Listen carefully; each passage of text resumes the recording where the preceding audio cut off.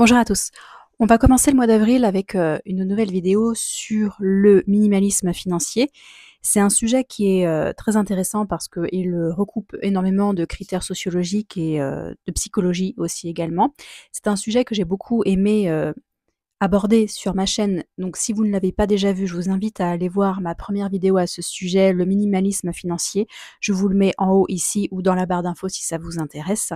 Et aujourd'hui, je voulais instaurer quelques principes de base qui sont personnels, qu'on retrouve quand même un peu partout. En tout cas, il y a une tendance justement à l'éducation financière qui est en train d'avoir un peu plus d'importance qu'avant. Des informations disponibles pour le grand public qui n'étaient pas rendu disponible avant, en tout cas qui était bien caché et il fallait s'y intéresser pour avoir des réponses. C'est pas quelque chose avec lesquels on est, en tout cas dans la majorité des familles, il n'y a pas forcément d'éducation financière, il n'y a pas forcément de modèle à suivre ou en tout cas on n'apprend pas forcément à ses enfants les différentes possibilités d'épargne de ce qui existe aujourd'hui. Je voudrais faire un énorme disclaimer avant de commencer la vidéo parce que je veux pas avoir de commentaires me disant que encore faut-il épargner, tout le monde peut pas épargner, ce genre de choses. Il est évident que l'épargne vient après le fait de pouvoir s'alimenter et de pouvoir vivre décemment et dignement. Mais là, on va parler vraiment de petites choses qu'on peut commencer à faire quand on a envie de mettre 1 € de côté. Je parle pas forcément de mettre des centaines, voire des milliers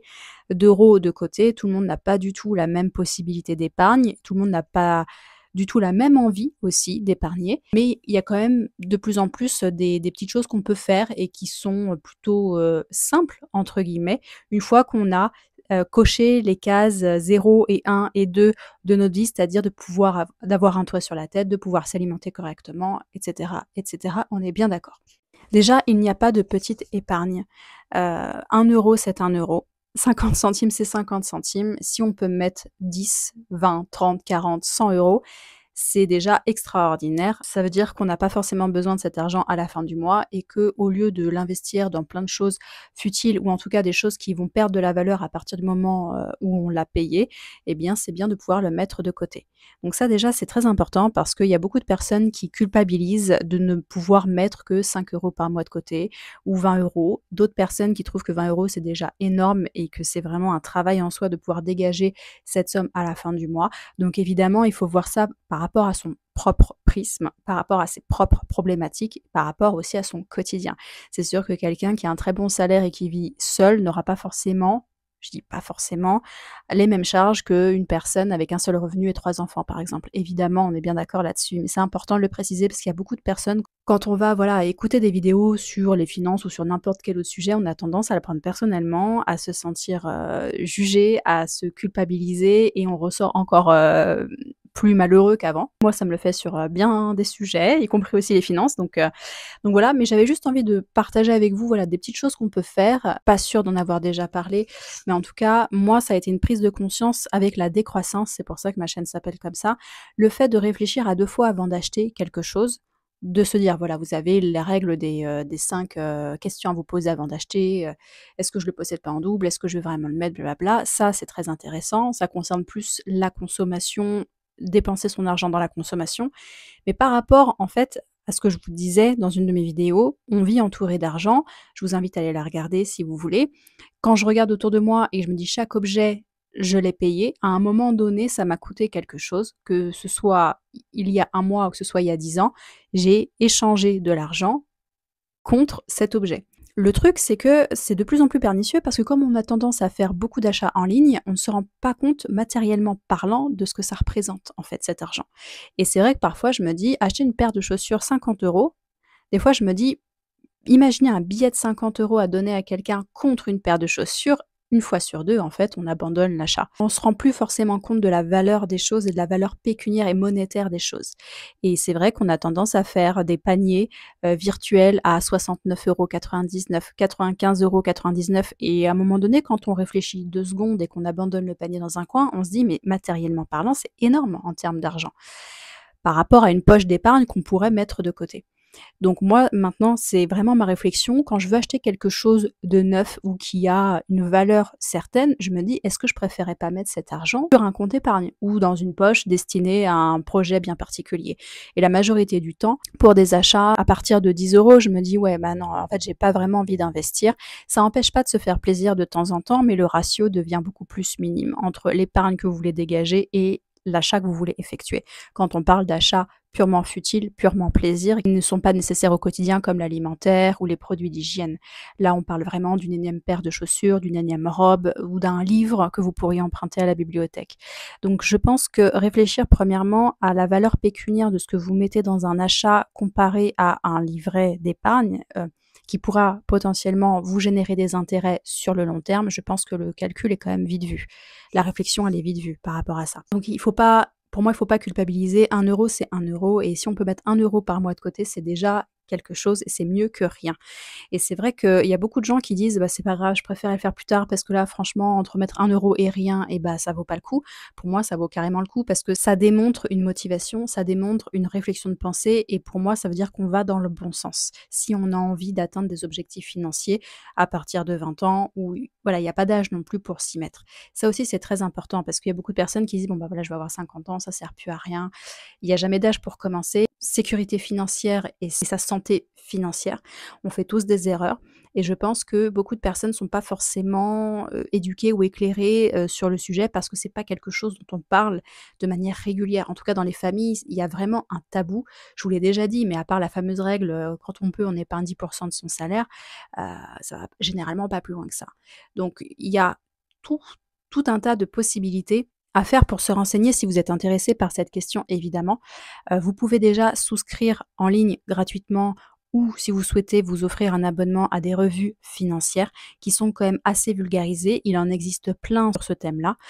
Donc je vous invite à aller regarder vraiment la presse qui concerne ce secteur parce que vous pouvez avoir des articles qui vulgarisent la question de l'épargne, qui vulgarisent la question de l'assurance vie, qui vulgarisent les différents livrets qui vous sont proposés par la banque. Pour moi, la première règle, ce serait évidemment de commencer à remplir les livrets, de votre banque qui sont généralement gratuits, sans fiscalité.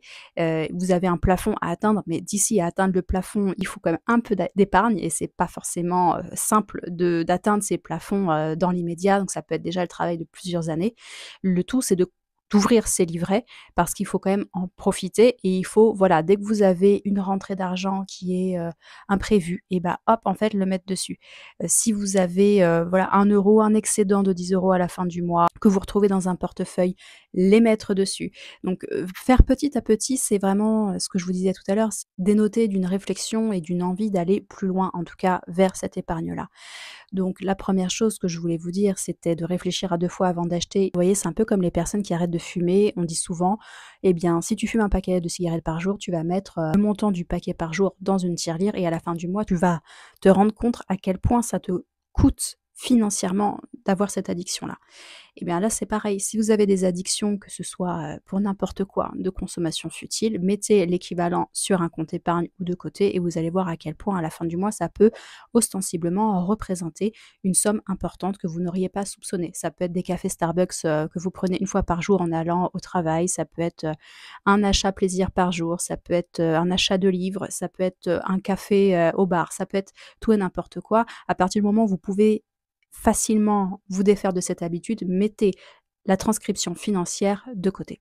Ensuite, ouvrez des livrets si ce n'est pas déjà fait auprès de vos banques, contactez votre, conseiller bancaire, essayez d'obtenir des informations sur ce que vous pouvez faire avec le patrimoine que vous possédez aujourd'hui, avec les revenus que vous possédez aujourd'hui, voir ce qu'il est possible de faire, quels livrets vous sont accessibles. Il y a des livrets qui sont, très intéressants pour un certain type de revenus, certains plafonds de revenus, donc renseignez-vous. Souscrivez à des revues ou à des articles gratuits financiers qui peuvent vous expliquer certaines choses que vous n'auriez pas compris, qui pourraient vous intéresser pour plus tard, mais qui vulgarisent certains sujets parce que c'est vrai que le discours bancaire est parfois un peu opaque et c'est un petit peu compliqué de comprendre ce qu'on veut vraiment nous vendre, les produits bancaires qu'on veut nous vendre quand on n'est pas formé pour ça. On peut vraiment se sentir, voilà, en dehors du jeu et se dire: «C'est pas pour moi, de toute façon, voilà, je suis pas riche, ça ne s'applique pas à moi». Et dans la majorité des cas, c'est faux parce qu'il y a toujours une solution d'épargne qui correspond en fait à votre, santé financière actuelle. Ensuite, vous avez, il me semble que c'est possible d'activer certaines options sur votre, compte bancaire, sur votre application ou auprès de votre conseiller. Vous pouvez activer les options arrondir à l'euro, du dessus et comme ça, bah, ces centimes d'euros ou cet euro va directement sur un compte épargne. C'est-à-dire qu'à chaque fois que vous voulez acheter quelque chose qui coûte, en magasin 10,90 € et que vous payez, eh bien, vous avez la différence pour arriver, à 11 € qui se met sur un compte épargne. Ça peut être un moyen aussi de générer petit à petit, voilà, des petites sommes qui vont se greffer et à moyen terme, vous pouvez augmenter, évidemment, ces sommes-là de vous-même. Les bases du minimalisme financier, c'est vraiment faire le tour de ce que vous possédez aujourd'hui, de ce que vous pourriez dégager et ça veut dire faire un budget. C'est-à-dire commencer à traquer, tracer chaque dépense que vous faites, prendre vos relevés bancaires et regarder dans le détail ce que vous pouvez couper. Il n'y a rien de neuf sous le soleil, en fait, vous avez plein de défis financiers comme je vous l'ai déjà expliqué que vous pourriez mettre en œuvre et c'est surtout ne pas investir dans des pièces ou dans des choses qui vont se dévaluer dès la sortie du magasin. Par exemple, une voiture, c'est vrai que quand vous achetez une voiture neuve, à partir du moment où vous sortez du magasin, elle va vite en fait se dévaluer. Ça ne veut pas dire qu'elle ne vaudra pas quelques euros, bien sûr, mais vous ne la vendrez jamais au prix du neuf. Et c'est vraiment un objet qu'il faut pour moi entretenir. Et c'est vrai qu'aux États-Unis, on parle beaucoup de ça, des personnes qui s'endettent et qui ont des crédits auto de 500 $, 700 $ par mois. Je pense qu'en France, c'est pas forcément le même ratio, mais il y a beaucoup de personnes qui aiment bien changer de véhicule et qui du coup s'imposent d'eux-mêmes des leasing ou en tout cas des prêts mensuels de plus en plus élevés au détriment du reste et de leur confort quotidien. Je pense que le fait de s'intéresser à l'argent, c'est tellement mal vu aujourd'hui en France. Ça veut dire que déjà, on a les moyens de s'intéresser, à l'argent parce qu'on en a. Ce qui est très faux, c'est aussi quand on n'en a pas qu'il faut s'y intéresser.